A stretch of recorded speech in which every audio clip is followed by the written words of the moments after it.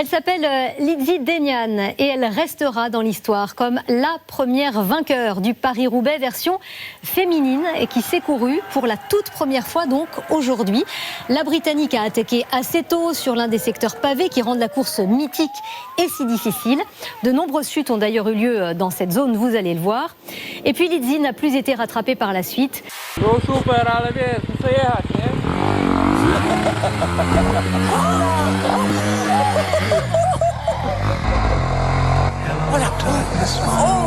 Elle s'est dite très émue d'entrer ainsi dans l'histoire. Écoutez bien, elle remporte la somme de 1 500 € pour cette victoire, soit 20 fois moins que le vainqueur masculin qui gagnera demain 30 000 €.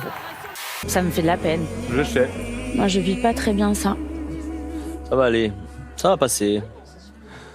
Année après année, Chino apprend comment se comporter face au squale. Il teste ses limites, quitte à se faire quelques frayeurs.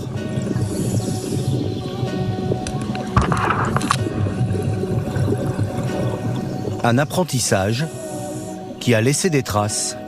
Une mini-caméra perdue dans les montagnes du Wyoming a été retrouvée et allumée par un ours. Sur cette vidéo filmée par l'animal donc, on le voit très intrigué par l'objet.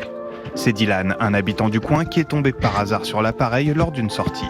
La batterie était alors à plat, c'est en la rechargeant qu'il a découvert ces 4 minutes 30 de la vie d'un ours avant de les partager sur les réseaux sociaux.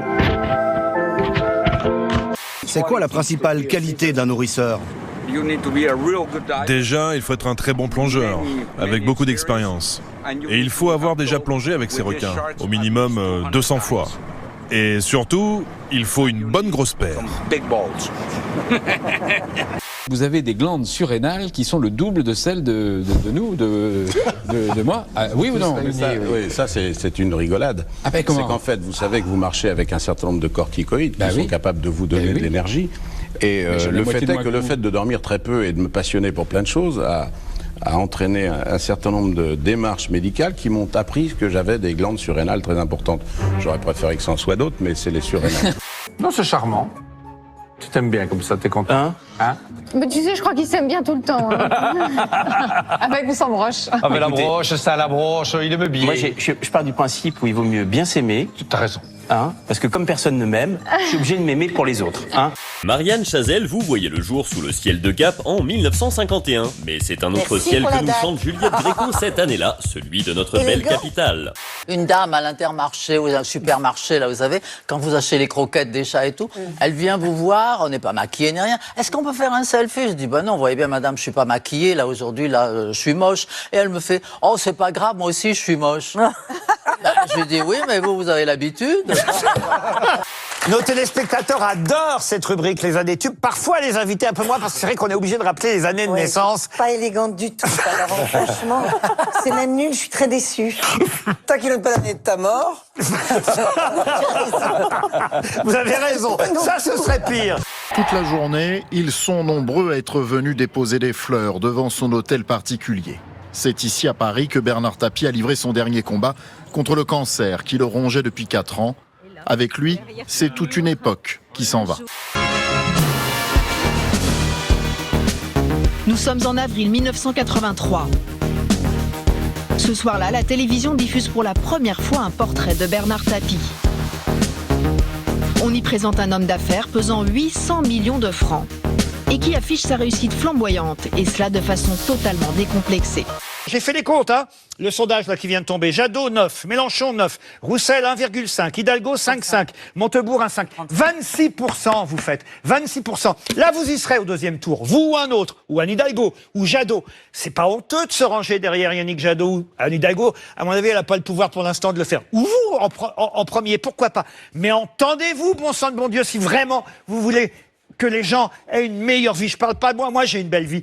Mais moi j'assume, je suis un vrai capitaliste, qui vit comme un capitaliste. Moi j'ai le droit au profit, je me le donne ce droit.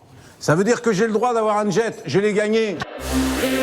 Et à cette époque, cette façon d'être fier de gagner de l'argent et de le revendiquer fait l'effet d'une bombe. Qu'est-ce que la vie vous a appris finalement? Que l'expérience est une bougie qui n'éclaire que celui qui la porte. Oui.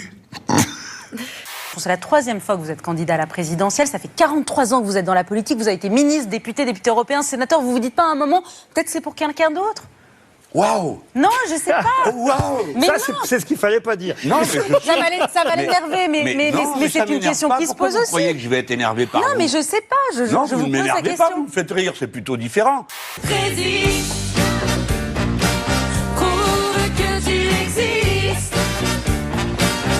Le premier qui est sélectionné est pas mal. C'est pour vérifier, par un geste simple, notre détermination face à une décision qu'on vient de prendre. Vous nous montrez et vous nous expliquez pourquoi? Alors, vous parlez de ce geste-là? Oui, parce que celui-là, non, je l'avais fait. C'est pas la même chose. Est-ce qu'il y a un message féminin, Jean-Michel Guéret? Pas du tout. Restons sobres, hein, Jean-Michel. Le jour où vous aurez une émission qui fait autant de voix que moi aux élections, vous viendrez me démentir. D'accord? Voilà. Elle faut... Ah bah il en faut pour tout le monde. Vous aimez pas. Ça, il l'avait préparé. Celle-là, il l'avait préparé. Non. Justement. Elle fait. Voilà, allez-y, dites-le. Si un petit Léa ne le prenait pas mal, je n'avais aucune mauvaise intention. C'est pas moi qui le prends mal. C'est pas le lieu, mais vous avez blessé beaucoup de gens à la rédaction de France 2. On va passer. C'est pas parce que vous avez une grande gueule et que vous criez fort que vous arrivez. Poli, mais je peux pas être poli avec des vous. bas-fonds, on le sait, oui, poli. oui. Vous avez dû apprendre à parler. La seule différence, c'est que c'est pas parce que vous affirmez fort quelque chose que ce que vous dites est vrai.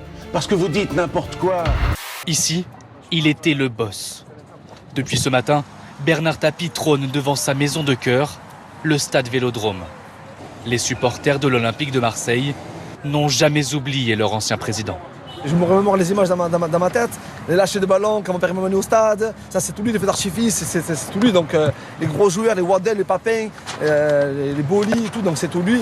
Le record de l'Atlantique, une victoire dans la Champions League, le Tour de France, chanteur, acteur, et puis quelques emmerdes quand même.